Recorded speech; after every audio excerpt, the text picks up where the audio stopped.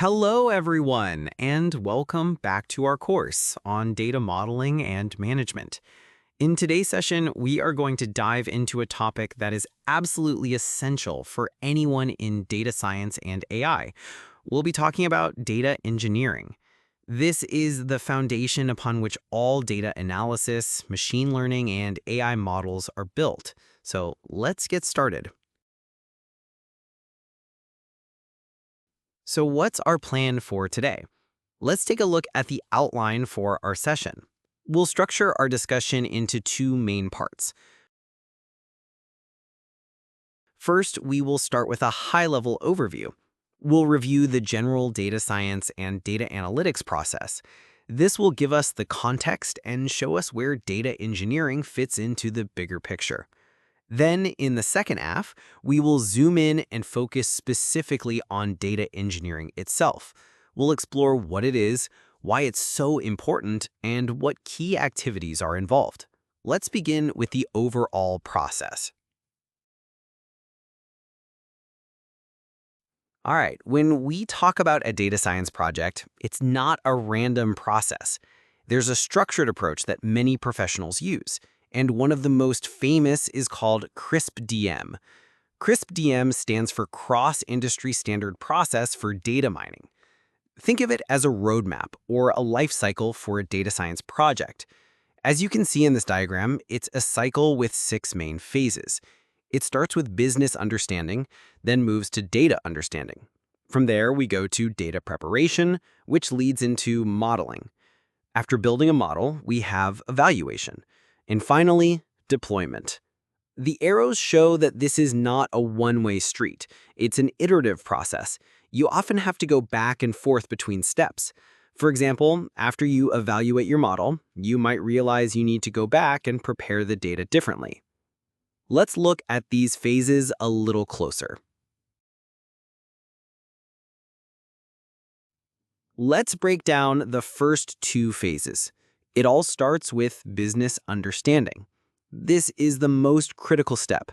Before you write a single line of code, you must ask, what is the business problem we are trying to solve?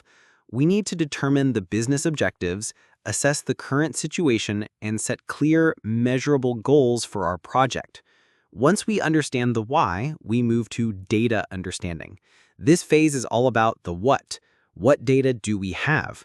We start by collecting the initial data, then we describe it, we explore it to find interesting patterns or insights, and very importantly, we verify the data quality. Is the data clean? Is it reliable? Is it useful? Next, we get to the phases where data scientists and engineers often spend the majority of their time: data preparation and modeling. Data preparation is the heavy lifting. It's often said that 80% of a data scientist's work is cleaning and preparing data. Here we select the specific data we need, we clean it to handle errors or missing values, we might construct new features from the existing data, and we integrate and format it so it's ready for modeling. Then comes the modeling phase. This is where the machine learning happens. We select a modeling technique like a decision tree or a neural network. We build the model using our prepared data, and we assess its initial performance. The final two stages of the CRISP-DM cycle are evaluation and deployment. In the evaluation phase, we take a critical look at our model. Does it actually meet the business objectives we defined back in phase 1? We evaluate the results carefully and review the entire process. This is our chance to decide if the model is good enough to move forward. If it is, we proceed to deployment. This is where our model goes from being a project to being a real-world solution. We plan how to deploy it, how to monitor its performance over time, and we produce a final report to share our findings. The project is then reviewed, and the cycle can begin again for the next business problem. Here's another, slightly different way to visualize this workflow, often called the business analytics process model. It looks more like a straight line, but the core ideas are very similar to CRISP-DM. It's divided into 3 main stages: pre-processing, analytics, and post-processing. The pre-processing stage is huge. It covers everything from identifying the business problem and data sources to selecting, cleaning, and transforming the data. This highlights just how critical these early steps are. Then you have the analytic stage, which is where the modeling and analysis happen. And finally, post-processing, where you interpret the results, evaluate them, and deploy the model. Now, let's look at one more popular framework, the Team Data Science Process, or TDSP. You can see it's very similar to CRISP-DM, just organized a little differently. This process breaks the lifecycle into 4 key stages: business understanding, data acquisition and understanding, modeling, and deployment. Let's walk through each of these, starting with business understanding. Just like in our previous models, everything begins with defining the objectives. This means we need to talk with the client and with all the important stakeholders to truly understand the business challenges. The goal here is to translate a business problem into a sharp, clear question that data science can actually answer. This is a skill that requires both business sense and technical knowledge. So, what kind of questions can data science answer? They usually fall into one of 5 categories. Questions like how much or how many lead to regression models. For example, how much will this house sell for? Questions like what category lead to classification. For example, is this email spam or not spam? What group points to clustering? For example, what are the different segments of our customers? Is that weird is for anomaly detection. For example, is this credit card transaction fraudulent? And which option should be adopted is a recommendation problem. For example, what movie should this user watch next? The key is to figure out which type of question will best help you achieve your business goals. The other major part of business understanding is to define your data sources. Once you have your question, you need to find the data that can help you answer it. Sometimes the data you need already exists in your company's databases. Other times, you might need to look for external data sources or even update your systems to start collecting new types of data. All right, the next stage in the TDSP lifecycle is data acquisition and understanding. This stage has 3 main tasks. First, we need to ingest the data. This means moving the data from its source into the environment where we will do our analysis. Second, we need to explore the data. We dive in and check if the data quality is good enough to answer our question. We look for missing values, errors, and outliers. And third, we often need to set up a data pipeline. This is a system that can automatically bring in new or refreshed data, which is crucial for models that need to stay up to date. Now we move to the modeling stage. The first task here is something called feature engineering. This is one of the most creative and important parts of machine learning. Raw data is often not in the perfect format for a model. Feature engineering is the process of creating new, more informative features from the raw data. This could involve combining variables, transforming them, or extracting specific pieces of information. The goal is to create features or signals that will help our machine learning algorithms make better predictions. A good feature can be the difference between a poor model and a great one. The next task is model training. Here, our goal is to find the model that answers our question most accurately. First, we split our data into a training set and a test set. We use the training data to teach our model. Then, we build different models using various machine learning algorithms. We might try a few different approaches to see which one works best. Finally, we evaluate these models using our test data. The test data is like a final exam for the model. It has never seen this data before. We compare the performance of the different models using success metrics and choose the best solution that answers our question most effectively. After training and evaluating, we have to ask a final and important question. Is this model suitable for production? This means, is it accurate enough? Is it fast enough? Is it fair and unbiased?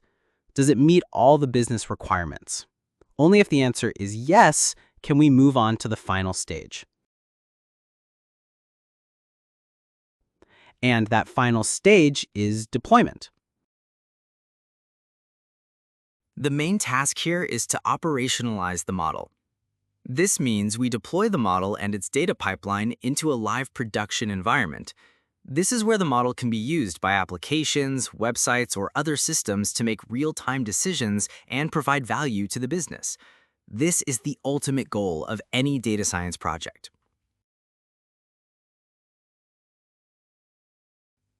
Okay, so we've just reviewed the entire data science process, from beginning to end.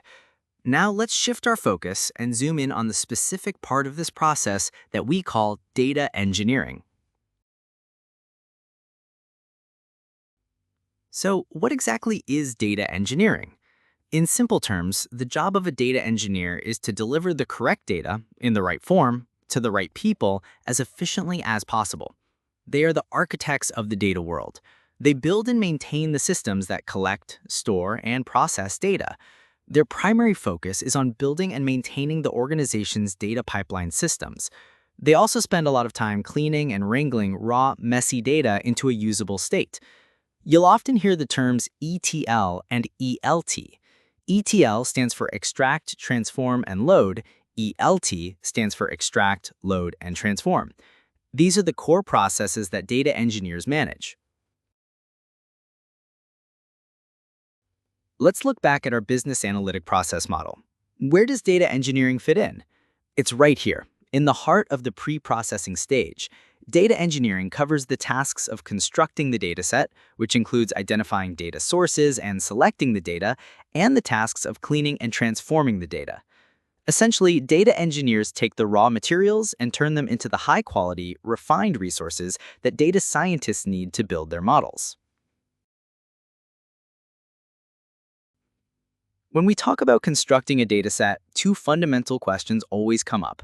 First, how much data do we need? And second, what should the quality of the dataset be? Let's explore both. Regarding the question of how much data, the answer is it depends. The amount of data needed can vary dramatically depending on the complexity of the problem. For a simple academic problem like the iris flower dataset, you only need 150 examples. For a movie recommendation system like Movie Lens, you might have over 20 million ratings. For something like Google's Smart Reply feature in Gmail, the training set used hundreds of millions of examples.